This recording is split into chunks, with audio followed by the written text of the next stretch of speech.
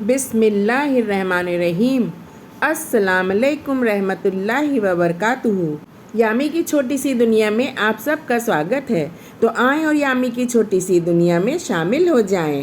رب اشرح لی صدری ویسر لی امری واحلل عقدۃ من لسانی یفقہوا قولی۔ میرے عزیزوں، آج انشاءاللہ ہم سب سے افضل ذکر کلمہ طیبہ کی فضیلت کو جانیں گے۔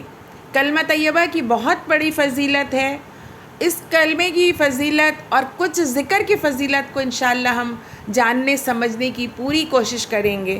تو آئیں آج ہم سب مل کر اس عظیم ذکر اور کچھ عظیم کلمات اور ذکر کو سمجھتے ہیں۔ تو عزیزوں، آپ ضرور آج اس عظیم مبارک محفل میں میرے ساتھ شامل رہیں اور کلمہ طیبہ کی فضیلت اور اہمیت کو جانیں۔ لا الہ الا اللہ کا اقرار جنت میں جانے کا باعث ہے۔ حضرت عثمان رضی اللہ عنہ کہتے ہیں کہ رسول اللہ صلی اللہ علیہ وسلم نے فرمایا، جو شخص اس حال میں مرے کہ اسے لا الہ الا اللہ کا علم یعنی یقین ہو تو وہ جنت میں جائے گا۔ اسے مسلم نے روایت کیا ہے۔ لا الہ الا اللہ کا اقرار قیامت کے روز شفاعت کا باعث ہوگا۔ حضرت ابو ہریرہ رضی اللہ عنہ سے روایت ہے کہ نبی اکرم صلی اللہ علیہ وسلم نے فرمایا، قیامت کے روز میری سفارش سے فیضیاب ہونے والے لوگ وہ ہیں جنہوں نے سچے دل سے، یا آپ صلی اللہ علیہ وسلم نے فرمایا جی جان سے لا الہ الا اللہ کا اقرار کیا ہے۔ اسے بخاری نے روایت کیا ہے۔ لا الہ الا اللہ کا کثرت سے وظیفہ اللہ تعالیٰ سے قربت کا ذریعہ ہے۔ حضرت ابو ہریرہ رضی اللہ عنہ کہتے ہیں کہ رسول اللہ صلی اللہ علیہ وسلم نے فرمایا، جب بندہ سچے دل سے لا الہ الا اللہ کہتا ہے تو اس کے لیے آسمان کے دروازے کھول دیے جاتے ہیں، یہاں تک کہ وہ عرش تک پہنچ جاتا ہے، بشرطیکہ کا کبیرہ گناہوں سے بچتا رہے۔ اسے ترمذی نے روایت کیا ہے۔ لا الہ الا اللہ سب سے افضل ذکر ہے۔ حضرت جابر رضی اللہ عنہ کہتے ہیں کہ رسول اللہ صلی اللہ علیہ وسلم نے فرمایا، بہترین ذکر لا الہ الا اللہ اور بہترین شکر الحمدللہ ہے۔ اسے ابن حبان نے روایت کیا ہے۔ ایک مرتبہ لا الہ الا اللہ کہنے سے جنت میں ایک درخت لگتا ہے۔ حضرت عبداللہ بن مسعود رضی اللہ عنہ کہتے ہیں کہ رسول اللہ صلی اللہ علیہ وسلم نے فرمایا، معراج کی رات حضرت ابراہیم علیہ السلام سے میری ملاقات ہوئی تو انہوں نے کہا کہ اے محمد صلی اللہ علیہ وسلم، میری طرف سے اپنی امت کو سلام پہنچانا اور انہیں بتانا جنت کی زمین بڑی زرخیز ہے اور اس کا پانی بڑا ثمر آور ہے اور اس کی جگہ خالی ہے اور اس میں درخت لگانا، سبحان اللہ، الحمدللہ، لا الہ الا اللہ اور اللہ اکبر کہنا ہے۔ اسے ترمذی نے روایت کیا ہے۔ عزیزوں، اس حدیث میں حضرت ابراہیم علیہ السلام نے امت محمدیہ یعنی ہم سب کو سلام عرض کیا ہے، تو ہمیں چاہیے کہ ہم امت محمدیہ صلی اللہ علیہ وسلم کے ہر فرد کو یہ حدیث پڑھنے کی یا سننے کے بعد حضرت ابراہیم علیہ السلام کے سلام کے جواب میں وعلیکم السلام کہنا چاہیے۔ تو آئیں ہم سب وعلیکم السلام کہتے ہیں۔ موت کے وقت لا الہ الا اللہ کہنے والا جنتی ہے۔ حضرت معاذ بن جبل رضی اللہ عنہ کہتے ہیں کہ رسول اللہ صلی اللہ علیہ وسلم نے فرمایا، مرتے وقت جس کی زبان پر آخری الفاظ لا الہ الا اللہ ہوں گے وہ جنت میں جائے گا۔ اسے ابو داؤد نے روایت کیا ہے۔ تو میرے عزیزوں، آج ہم نے کلمہ طیبہ لا الہ الا اللہ کی کچھ فضیلتوں، چند ہی فضیلتوں کو جانا ہے۔ یوں تو لا الہ الا اللہ کی بہت فضیلت ہے۔ آئندہ ہم انشاءاللہ پھر لا الہ الا اللہ کی فضیلتوں کو، کلمہ طیبہ کی باقی فضیلتوں کو جانیں گے۔ تو آئیں ہم کچھ اور کلمات، کچھ اور ذکر کی فضیلتوں کو جانیں۔ سبحان اللہ کہنے کی بھی بہت بڑی فضیلت ہے۔ سبحان اللہ بھی قرآن کے الفاظ ہیں، اس کی بھی بہت بڑی فضیلت ہے۔ سبحان اللہ بہت افضل ذکر ہے۔ 100 بار سبحان اللہ کہنے سے 1000 نیکیوں کا ثواب ملتا ہے اور 1000 گناہ معاف ہوتے ہیں۔ حضرت سعد رضی اللہ عنہ کہتے ہیں کہ ہم رسول اللہ صلی اللہ علیہ وسلم کے پاس تھے۔ آپ صلی اللہ علیہ وسلم نے فرمایا، کیا تم لوگ روزانہ 1000 نیکیاں کمانے سے عاجز ہو؟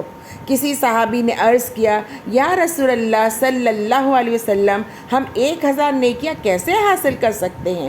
آپ صلی اللہ علیہ وسلم نے ارشاد فرمایا، اگر کوئی شخص 100 بار سبحان اللہ کہے تو اس کے نامہ اعمال میں 1000 نیکیاں لکھی جاتی ہیں اور 1000 گناہ مٹا دیے جاتے ہیں۔ اسے مسلم نے روایت کیا ہے۔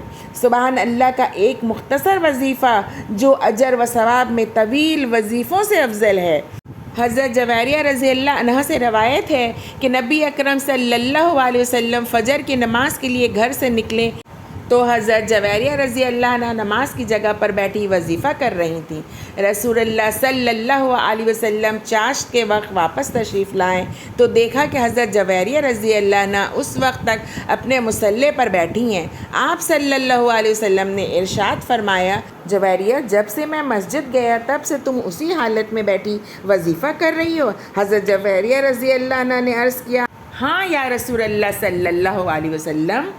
آپ صلی اللہ علیہ وسلم نے ارشاد فرمایا، میں نے تمہارے بعد یعنی تم سے رخصت ہونے کے بعد 4 کلمے 3 بار ایسے کہے ہیں کہ اگر ان کا وزن تمہارے آج کے سارے دن کے وظیفے سے کیا جائے تو وہ 4 کلمے بھاری ہو جائیں۔ وہ کلمے یہ ہیں، سبحان اللہ عدد خلقہ، اللہ تعالیٰ کی مخلوق کی تعداد کے برابر تسبیح بیان کرتا ہوں۔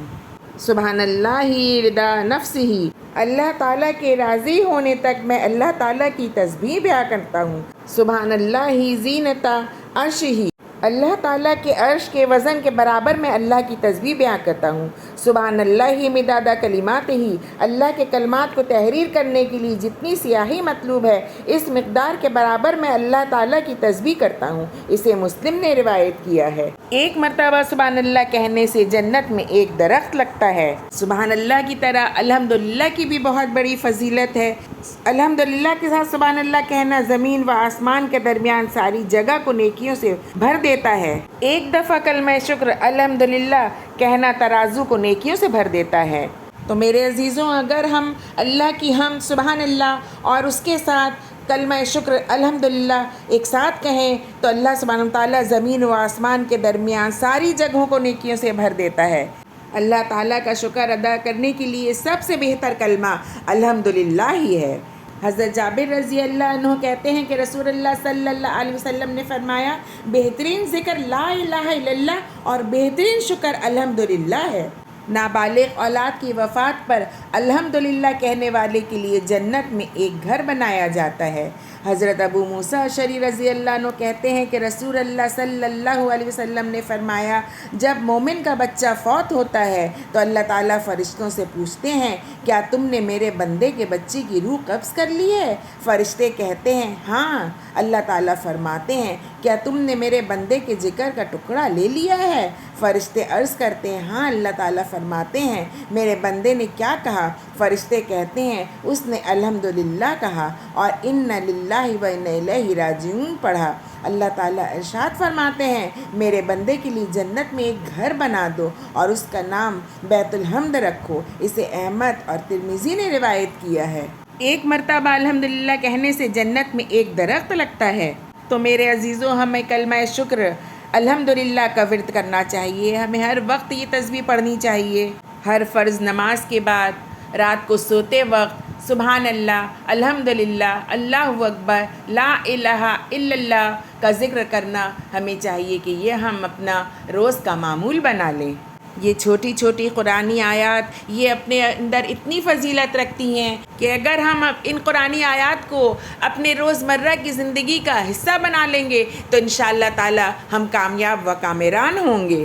انہی مبارک ذکر کی طرح ذوالجلال والاکرام کہنے کی بھی بہت بڑی فضیلت ہے۔ دعا مانگنے سے پہلے ذوالجلال والاکرام کہنا قبولیت دعا کا باعث ہے۔ حضرت انس رضی اللہ عنہ سے روایت ہے کہ نبی اکرم صلی اللہ علیہ وسلم نے فرمایا، دعا کرتے ہوئے یا ذوالجلال والاکرام کے الفاظ لازم پکڑو۔ اسے ترمذی نے روایت کیا ہے۔ اسی طرح حسبنا اللہ و نعم الوکیل کہنے کی بھی بہت بڑی فضیلت ہے۔ شدید رنج و غم اور مصیبت میں یہ کلمات کہنے سے اللہ تعالیٰ رنج و غم دور کر دیتے ہیں۔ حضرت عبداللہ بن عباس رضی اللہ عنہ سے روایت ہے کہ ابراہیم علیہ السلام کو جب آگ میں ڈالا گیا تو اس وقت انہوں نے हस्बुन अल्लाह व नेमल वकील कहा। और हमारे प्यारे नबी सल्लल्लाहु अलैहि वसल्लम ने भी उस वक्त हस्बुन अल्लाह व नेमल वकील कहा जब बाज़ लोगों ने अहले ईमान से कहा, बेशक लोगों ने तुम्हारे ख़िलाफ़ एक बड़ा लश्कर जमा किया है, लिहाजा उनसे डरो। ये सुनकर उनका ईमान और भी बढ़ गया और उन्होंने जवाब दिया, हस्बुन अल्लाह व नेमल वकील। ये सूरह आल इमरान की आयत नंबर 173 है और इसे बुखारी ने रिवायत किया है। ये वाक़या कुछ इस तरह से है कि जंग ओहद के बाद अबू सुफियान ने मुसलमानों को चैलेंज दिया था कि आइंदा साल मैदान बदर में हमारा तुम्हारा फिर मुकाबला होगा, लेकिन उस साल मक्का में कहत था। अबू सुफियान ने जंग से बचने के लिए खुफिया तदबीर चली। एक आदमी को मदीना मुनव्वरा भेजा जिसने अफवाहें फैलानी शुरू कर दी कि कुरैश ने मक्का में बड़ा भारी लश्कर जमा किया है जिसका मुकाबला मुमकिन नहीं। रसूल अल्लाह सल्लल्लाहु अलैहि वसल्लम ने जब मुसलमानों को बदर चलने का हुक्म दिया तो बाज़ मुसलमानों ने इन अफवाहों की वजह से कमज़ोरी दिखाई, तो आप सल्लल्लाहु अलैहि वसल्लम ने ऐलान आम फरमा दिया कि अगर कोई ना गया तो मैं अकेला जाऊँगा। उस पर मुसलमानों को अल्लाह ताला ने हिम्मत दी और उन्होंने जवाब दिया, हस्बुनल्लाहु व निअमल वकील। इसके बाद आप सल्लल्लाहु अलैहि वसल्लम सहाबा कराम रज़ी अल्लाह अन्हुम के साथ मैदान बदर में तशरीफ़ ले गए। अबू सुफियान को सामना करने की हिम्मत न हुई और वो 2000 लश्कर के साथ रास्ते से ही वापस पलट गया। अल्हम्दुलिल्लाह, इन कुरानी आयात की कितनी बड़ी फ़जीलत है। तो मेरे अज़ीज़ों, आज हमने इन कुरानी आयात की फ़जीलत को जाना। इंशाअल्लाह हम और भी कुरानी आयात और ज़िक्र अल्लाह की अहमियत और फ़जीलत को जानेंगे। आखिर में मेरे रब से मेरी यही दुआ है कि या अल्लाह सुब्हानहू तआला कुरान को हमारी ज़िंदगी का हिस्सा बना दे। या अल्लाह सुब्हानहू तआला हमें तौफ़ीक़ दे कि हम कुरान के मुताबिक अपनी ज़िंदगी गुजारें। या अल्लाह तमाम उम्मत मुस्लिमा को कुरान के मुताबिक अपनी ज़िंदगी गुजारने और सिरात मुस्तक़ीम पे चलने की तौफ़ीक़ अता फ़रमा। या रब्बिल आलमीन हमें सही कहने, सही सुनने और सही समझने की तौफ़ीक़ अता फ़रमा। आमीन या रब्बिल आलमीन। तो मेरे अज़ीज़ों, अगर आप सबको ये वीडियो पसंद आया हो तो लाइक करें, शेयर करें, सब्सक्राइब करें और हाँ, बेल आइकन में क्लिक करना ना भूलें और कमेंट के ज़रिए मुझे अपने कीमती मशवरों से ज़रूर नवाजें। खुश रहें, अपना ख्याल रखें। अगले वीडियो में फिर बहुत जल्द मुलाकात होगी। तब तक के लिए अल्लाह हाफ़िज़।